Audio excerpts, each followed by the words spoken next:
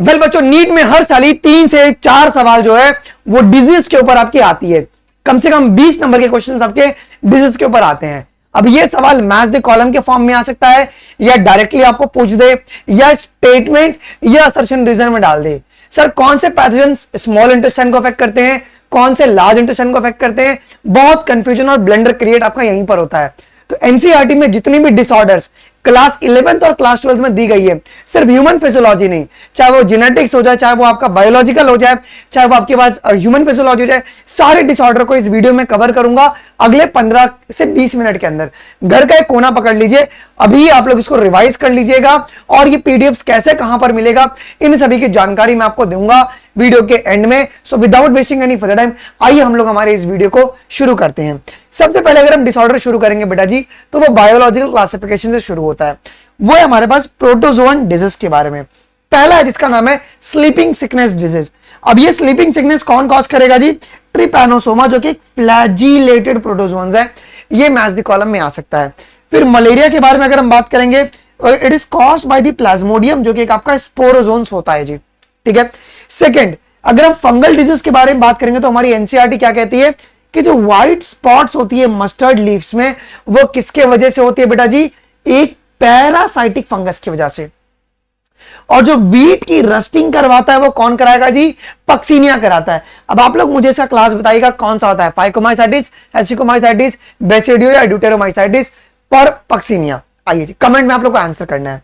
फिर अगर हम बात करेंगे प्रियॉन्स डिजीज के बारे में, तो मैड काउ डिजीज जो है, बोवाइन स्पॉन्जिफॉर्म एनिकेफेलोपैथी, ओके, ये कैटल्स को आपके अफेक्ट करता है जी, प्रियॉन्स।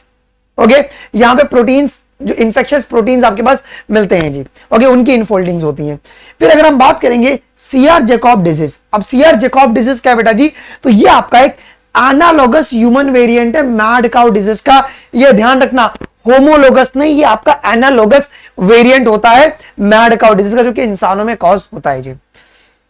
आइए अब हम बात करेंगे ह्यूमन फिजियोलॉजी में कुछ बीमारी के बारे में बात की गई। रेस्पिरेटरी डिसऑर्डर्स में सबसे पहला आपका अस्थमा आता है जी। ओके, यहां पर आपका डिफिकल्टी होता है ब्रीदिंग में because of the inflammation of bronchi and bronchioles. ठीक है।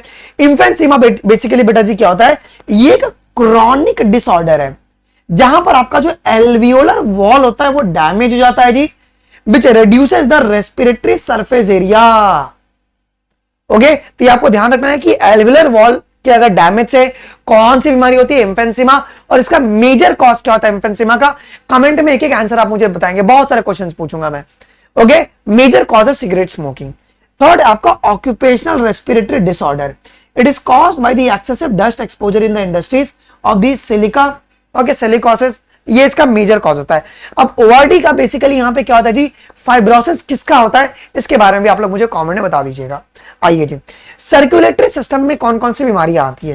पहला आपके पास हाई ब्लड प्रेशर, जिसको हाइपरटेंशन कहते हैं। यहां पे जो ब्लड प्रेशर होता है वो अबव 140/90 mmHg होता है, which lead to the heart disease. अगर हाइपरटेंशन होगा तो कौन सी बीमारी होगी जी? आपके पास हार्ट डिजीज होगी। आपके पास ब्रेन फेलियर के भी चांसेस यहां पे बढ़ जाते हैं जी, ये याद रखना है। इसके बाद कोरोनरी आर्टरी डिजीज, जिसको हम लोग एथेरोस्क्लेरोसिस कहते हैं। यहां पर क्या होता है बेटा जी? जो आर्टरीज होती हैं वो नैरो हो जाती हैं। क्यों नैरो होगी? Because of the fat, cholesterol और कैल्शियम के डिपॉजिट की वजह से। अब अंजाइना क्या होता है बेटा जी? अंजाइना का चेस्ट पेन होता है। अब ये अंजाइना के चेस्ट पेन क्यों होगा? Because of the due to the reduced oxygen supply to the heart muscles.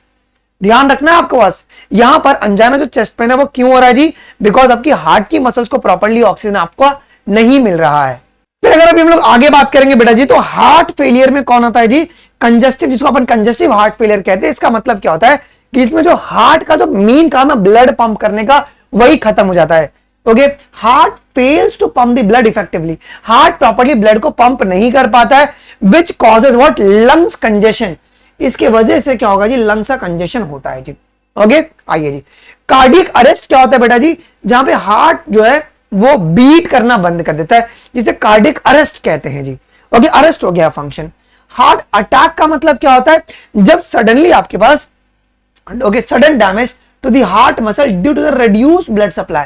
अब आपको ध्यान में रखना, अंजाइना में क्या होता है जी, ये चेस्ट पेन है बिकॉज आपका ऑक्सीजन का सप्लाई कम हो गया था हार्ट मसल्स को। लेकिन हार्ट अटैक में क्या होता है बेटा जी, आपके पास हार्ट की मसल सडनली डैमेज कर जाती है because of the reduced blood supply. ये स्टेटमेंट या असर्शन रीजन में डाल के आपको कंफ्यूज कर सकते हैं। आगे बढ़िए, अगर हम बात करेंगे एक्सक्रीटरी सिस्टम के डिसऑर्डर्स के बारे में, तो पहला आपका हीमोडायलिसिस जी, ये कब करवाते हैं जी, it is used when the kidney fails and urea accumulate in the blood. Okay, जब यूरेमिया का कंडीशन होता है, जब ब्लड में यूरिया का लेवल बढ़ जाता है और किडनी प्रॉपर्ली काम नहीं करता है यूरिया के एलिमिनेशन में, तो आपको हीमोडायलिसिस करवाना होता है जी। फिर हम बात करेंगे किडनी ट्रांसप्लांटेशन। अगर किडनी ट्रांसप्लांटेशन एक फाइनल ट्रीटमेंट होता है for a severe kidney failures के लिए जी, तो क्लोज रिलेटिव के किडनी को अपन ट्रांसफर करवाते हैं जी। कीटोन बॉडीज होती हैं या जिसको अपन किडनी स्टोन्स कहते हैं जी, किडनी स्टोन या रीनल कैल्कुलाई, यहां पे क्या होता है कि hard deposit of salts in the kidney का डिपोजिशन होता है जी। अब ये आपके इनऑर्गेनिक सॉल्ट्स भी हो सकते हैं, फॉर एग्जांपल ऑक्सलेट्स हो गए, ये सारे किडनी में डिपॉजिट्स आपके हो जाते हैं जी। फिर ग्लोमेरुलोनेफ्राइटिस का मतलब क्या है, जहां पे इंफ्लेमेशन हो रहा है किडनी ग्लोमेरुलाई का। यूरेमिया का मतलब क्या होता है कि जब ब्लड में एक्सेस यूरिया मिले। हीमेट्यूरिया का मतलब क्या होता है बेटा जी, हीमेट्यूरिया का मतलब होता है ब्लड, आपका यूरिन में ब्लड देखने को मिले जी, blood in the urine. Ketonuria का मतलब होता है presence of ketone bodies in the urine, urine में कीटोन बॉडीज मिले। ग्लाइकोसूरिया का मतलब होता है कि यूरिन में आपके ग्लूकोज मिले, और प्रोटीन यूरिया का मतलब होता है प्रोटीन्स अगर आपके यूरिन में मिले। ठीक है, आगे बढ़ते हैं।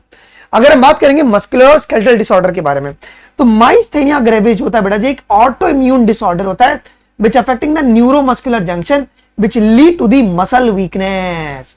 ध्यान रखना है, माइस्थेनिया ग्रेविस क्या एक ऑटो इम्यून डिसऑर्डर है। कौन सी बीमारी है बेटा जी, एक ऑटो इम्यून डिसऑर्डर है जहां पर न्यूरोमस्कुलर जंक्शन गेट अफेक्टेड जी। फिर हम बात करेंगे मस्कुलर डिस्ट्रॉफी के बारे में। ये एक्चुअली में तुम्हारा प्रोग्रेसिव डिजेनरेशन होता है, याद रखना है, ये प्रोग्रेसिव डिजेनरेशन स्केलेटल मसल का, और ये मोस्टली जेनेटिक होता है। ये क्या ऑटोसोमल डोमिनेंट है या रिसेसिव, कमेंट में आप लोग बताइएगा। टिटेनी क्या होता है बेटा जी, ये मसल स्पाज्म है due to the low calcium level. Okay, जब कैल्शियम की लेवल कम होगी तो मसल्स में स्पाज्म हो जाते हैं, उसको अपन कहते हैं टिटेनी कहते हैं। Arthritis is your joint inflammation and the pain. ठीक है, जिसको अपन आर्थराइटिस कहते हैं जी। रूमेटॉइड आर्थराइटिस जो होता है बेटा जी, वो आपका ऑटोइम्यून डिसऑर्डर होता है, मतलब बॉडी खुद के सेल्स को डिस्ट्रॉय करना शुरू कर देती है।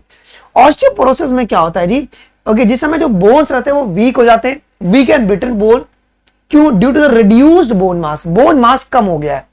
ओके, ऑफन कब होता है बेटा जी, due to the low oestrogen. यहां पे फ्रैक्चर के चांसेस बहुत ही बढ़ जाते हैं जब फीमेल मीनोपॉज को अटेंड कर लेती है, तब होता है जी। गाउट जो है, गाउट में क्या होता है जी, जॉइंट का इन्फ्लेमेशन होता है due to the uric acid के एक्यूमुलेशन की वजह से। किसके एक्यूमुलेशन की वजह से, यूरिक एसिड के एक्यूमुलेशन की वजह से जी। अभी एंडोक्राइन डिजीज के बारे में हम बात करेंगे जी। एंडोक्राइन डिजीज में क्या होता है, पहला है डवार्फिज्म। डवार्फिज्म में क्या होता है बेटा जी, लो ग्रोथ हार्मोन होता है चाइल्डहुड से ही, जिससे कि बच्चा बौना रह जाता है जी।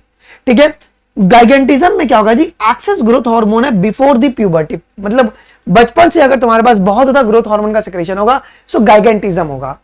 एक्रोमीगेली में क्या होता है बेटा जी, एक्सेस ग्रोथ हार्मोन का सेक्रेशन होगा एडल्टहुड में, मतलब जवानी में चल के। ओके, अगर आपका एक्सेस सेक्रेशन हो रहा है ग्रोथ हार्मोन का, जिससे फेस का डिसफिगरमेंट हो सकता है और प्रीमेच्योर डेथ आपका होता है जी, किसके अंदर जी बेटा, एक्रोमीगेली के अंदर।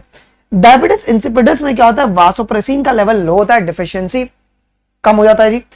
क्रिटिनिज्म जो होता है जहां पे थायराइड हार्मोन की डिफिशियंसी आपकी इन्फेंट्स में होती है। ओके, कहां पे, इन्फेंट्स में, which causes a slow growth and mental retardation. Myxoedema क्या होता है, जब थायराइड हार्मोन की डिफिशियंसी आपकी एडल्ट्स में हो। बहुत ही सिंप्लीफाइड इंग्लिश में लाया हूं जिससे कि आपको एकदम याद रहे। फिर गॉइटर क्या होता है बेटा जी, जब थायराइड ग्लैंड आपका एनलार्ज कर जाए आयोडीन के डिफिशियंसी की वजह से, उसे अपन कहेंगे गॉइटर कहेंगे जी। हाशिमोटो डिजीज जो होता है, ये भी तुम्हारा एक ऑटो इम्यून डिस्ट्रक्शन है थायराइड ग्लैंड का, ऑटो इम्यून डिसऑर्डर होता है ये। ग्रेव्स डिजीज के बारे में अगर हम बात करेंगे, जहां पे क्या होता है, थायराइड ग्लैंड जो है वो ओवर एक्टिव रहता है। Over active thyroid causing the weight loss, bulging of the eyes and high heart rate, ये होता है ग्रेव्स डिजीज के अंदर। पैराथायरॉइड टिटेनी क्या होता है बेटा जी, जहां पे ब्लड कैल्शियम लेवल लो हो जाता है। ओके, पैराथायरॉइड टिटेनी का मतलब है जब ब्लड कैल्शियम लेवल लो हो जाता है due to the parathyroid dysfunction. इसके बाद एडिसन्स डिजीज क्या होता है बेटा जी, एडिसन्स डिजीज, यहां पर डिफिशियंसी होता है एड्रिनल कॉर्टेक्स हार्मोन का। ओके यहाँ पे आपका मिनोकॉर्टिकॉइड एक्चुअली में क्या होता है जी, उनकी डिफिशियंसी देखने को मिलती है। यहाँ पे आपका adrenal cortex are usually affected which lead to the weight loss and low blood sugar level. Okay तो वेट लॉस होगा और तुम्हारे पास ब्लड शुगर का लेवल भी जो है वो लो हो जाएगा जी। डायबिटीज मिलाइटिस में क्या होता है बेटा जी, हाई ब्लड शुगर लेवल होता है ड्यू टू द इंसुलिन की डिफिशियंसी। अब इंसुलिन कौन से सेल सेक्रेट करेगी, अल्फा सेल या बीटा सेल्स, कमेंट में जरूर से बताइएगा। रिप्रोडक्टिव डिजीज में अगर हम बात करेंगे, हमारे पास एसटीआई कौन कौन है, गोनोरिया है, सिफिलिस है, जेनिटल हर्पीज है, क्लेमाइडाइसिस है, जेनिटल वॉर्ड्स है, हेपेटाइटिस बी और एचआईवी और एड्स है। पेपर में सवाल आता है कि इनक्यूरेबल कौन सा होता है, तो hepatitis B, genital herpes and HIV and AIDS. Okay triple H जो है वो आपका इनक्यूरेबल होता है। आ जाओ मेंडेलियन जेनेटिक डिसऑर्डर के बारे में बात करेंगे तो हीमोफीलिया पहला है जो कि आपका एक्स-लिंक्ड डिसऑर्डर है जी, एक्स-लिंक्ड रेसेसिव डिसऑर्डर है which causes the excessive bleeding commonly seen in the Queen Victoria's lineage. Okay, even color blindness भी क्या है जी, X-linked recessive disorder है जी, जहां पे affecting the red green color differentiation. Sickle cell anemia क्या है जी, आपका autosomal recessive disorder which causes the abnormal hemoglobin and sickle shaped RBC जी. Beta chain gets affected, okay, तब सिकल सेल अनीमिया होता है। फिनाइलकेटोन्यूरिया भी आपका क्या है जी, ऑटोसोमल रेसेसिव जीन डिसऑर्डर है बिकॉज एक एंजाइम लैक करता है जिसका नाम है फिनाइलएलानाइन हाइड्रोक्सिलेज। ओके वो किसके लिए इन्वॉल्व होता है बेटा जी, तो फिनाइलएलानाइन को टायरोसिन में कन्वर्ट करता है। अब वो एंजाइम न होने की वजह से बेटा जी क्या होता है, फिनाइल पायरुविक एसिड बन जाता है और वो एक्यूमुलेट होता है जी, एंड जिससे आपका फिनाइलकेटोन्यूरिया करके कंडीशन डेवलप होता है। फिर सिस्टिक फिब्रोसिस भी तुम्हारा क्या है जी, ऑटोसोमल रेसेसिव डिसऑर्डर है विच अफेक्ट व्हाट, विच इसमें क्या होता है सिस्टिक फिब्रोसिस में, तुम्हारी एनसीटी नाम देके छोड़िए बट बताई नहीं है। तो सिस्टिक फिब्रोसिस भी ऑटोसोमल रेसेसिव डिसऑर्डर होता है which affecting the chloride ion का transport primarily in the lungs and digestive system. तो ये क्लोराइड आयन की जो ट्रांसपोर्ट है वो तुम्हारे पास प्रॉपर्ली नहीं हो पाती है। ओके हंटिंगटन्स कोरिया जो डिजीज है इसमें क्या होता है, ये आपका ऑटोसोमल डोमिनेंट होता है, जिससे मस्कुलर डिस्ट्रॉफी भी क्या है, ऑटोसोमल डोमिनेंट है। ओके इसमें क्या होता है जी, ब्रेन सेल का डैमेज होता है हंटिंगटन कोरिया के अंदर जी। ओके और मायोटोनिक डिस्ट्रॉफी जो है वो आपका ऑटोसोमल डोमिनेंट है, वो भी एक बीमारी।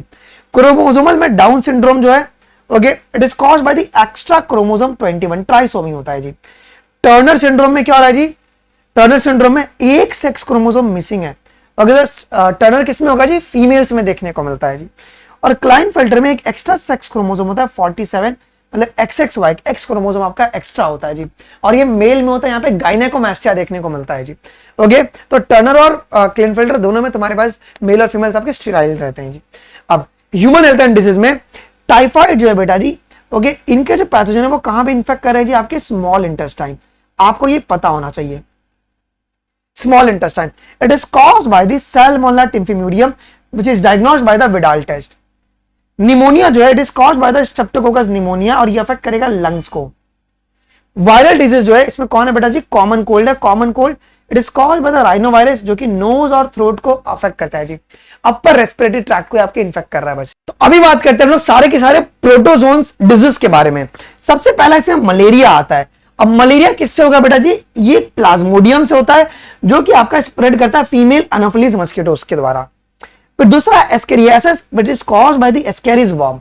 अब ये कौन से फाइलम से बिलोंग करता है, आप मुझे कमेंट में जरूर से बताइएगा। यहां पर इंटरनल ब्लीडिंग होगा और मस्कुलर पेन आपको देखने को मिलता है, मसल पेन्स। फिलियरियासिस जो है जो कि एलिफेंटाइसिस है, it is caused by the wuchereria bancrofti. यहां पे क्या होता है जी, लोअर लिम्स की स्वेलिंग हो जाएगी with the genital organs also.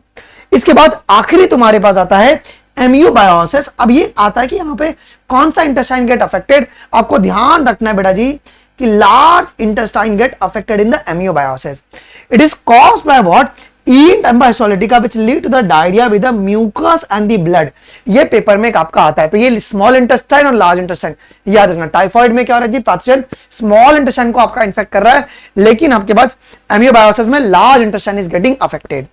आगे बढ़ते, फंगल डिजीज रिंगवर्म कौन है, ट्राइकोडर्मा जो होता है वो तुम्हारे पास रिंगवर्म कॉज करेगा जी। It is caused by the fungus which lead to the dry scaly patches on the skin. ठीक है, AIDS acquired immunodeficiency syndrome, it is caused by the HIV virus, first reported in 1981। इसमें क्या होता है बेटा जी, immune system जो होता है ना वो तुम्हारा वीक कर जाता है जी, बिकॉज एचआईवी जो है वो टारगेट करता है, डिस्ट्रॉय करता है हेल्पर टी लिम्फोसाइट या हेल्पर टी सेल्स को डिस्ट्रॉय कर देता है जी। इसके डायग्नोस्टिक टेस्ट क्या बेटा, एलाइजा एंजाइम लिंक्ड इम्यूनोसॉर्बेंट एसे, इसको आप लोग बायोटेक में पढ़ते हो। फिर आपका आखिरी जो बीमारी है वो है आपका आरएच फैक्टर डिसऑर्डर, जिसको अपन कहते हैं इरेथ्रोब्लास्टोसिस फेटालिस। ये कब होगा, it occurs when the RH negative mother carries a RH positive what, अगर हमारे पास आरएच नेगेटिव मदर अगर क्या कैरी करेगी, आरएच पॉजिटिव फीटस, तो आपको तब देखने को मिलता है यहां पे फीमेल आपकी आरएच नेगेटिव होती है और फीटस आरएच पॉजिटिव होगा, तब एक कंडीशन होगा। इसको अगर प्रिवेंट करना तो कैसे प्रिवेंट करोगे जी, by anti Rh antibody during the pregnancy जी। ओके, तो पहले second pregnancy is usually get affected in this cases जी। सेकंड प्रेगनेंसी का जो बच्चा आता है उसमें यहाँ पे प्रॉब्लम्स बहुत ही ज्यादा देखने को मिलती हैं जी। तो ये सारी कुछ बीमारियां डिसऑर्डर थी जो कि आपके एनसीईआरटी में जिक्र की गई हैं। अब मैंने आप लोगों के लिए कुछ यूनिक पीडीएफ्स बनाए हुए हैं बेटा जी। ओके, अब ये यूनिक पीडीएफ में कौन कौन सी पीडीएफ आती है आपके पास, अगर आप बड़े गौर से, मैं अगर आपको यहां पे दिखाता हूं, आपको बड़े गौर से दिखाता हूं जी। जैसे कि सारी डिजीज तुम्हारी एनसीईआरटी बायोलॉजी की एक जगह पर मैंने कर दिया है। फिर क्लास 11 न्यूमेरिकल डेटा, जितने भी न्यूमेरिकल डेटा क्लास 11 की बायोलॉजी में दिए गए वो, क्लास 12 के जितने भी न्यूमेरिकल डेटा है उसको एक जगह, तुम्हारी एनसीईआरटी में जितने भी सेल्स दिए गए उसको एक जगह पर हमने कर दिया है। फिर जो भी न्यू फैमिलीज के एग्जाम्पल है, फॉर एग्जाम्पल देखो न्यू फैमिलीज तुम्हारी एनसीईआरटी में नहीं है, बट न्यू फैमिलीज के एग्जाम्पल्स तुम्हारी एनसीईआरटी के मॉर्फोलॉजी चैप्टर में सेक्सुअल रिप्रोडक्शन में दिए गए हैं। तो कौन कौन से एग्जाम्पल कौन सी फैमिली से बिलोंग करते हैं उन सभी का एक पीडीएफ कंपाइल कर दिया गया है। जो भी एडिशनल टॉपिक ऐड हुआ इस साल, इसके ऊपर एक एमसीक्यूज बनाई है 100 क्वेश्चंस की, वो मैंने आपके लिए बना दिया है। फिर प्रॉक की एनसीईआरटी लाइन वाइज हमने एमसीक्यूज बना दिया है। कॉकरोच का एनसीईआरटी लाइन वाइज एक एमसीक्यूज बना दिया है जी। फिर पूरी डिजीज और डिसऑर्डर को अगर क्विक रिवीजन करना है उसका भी एक हमने तैयार कर लिया है। टोबैको अब्यूज भी एक टॉपिक आपका ऐड हुआ है, उसके ऊपर MCQs. Principle related to the practical chemistry, इसका जो एमसीक्यूज है वो भी हमने रेडी कर लिया है। फिर years and contribution of scientist, कौन कौन से साइंटिस्ट उनकी कंट्रीब्यूशन क्या रह चुके हैं, एक सवाल उसके ऊपर भी आता है।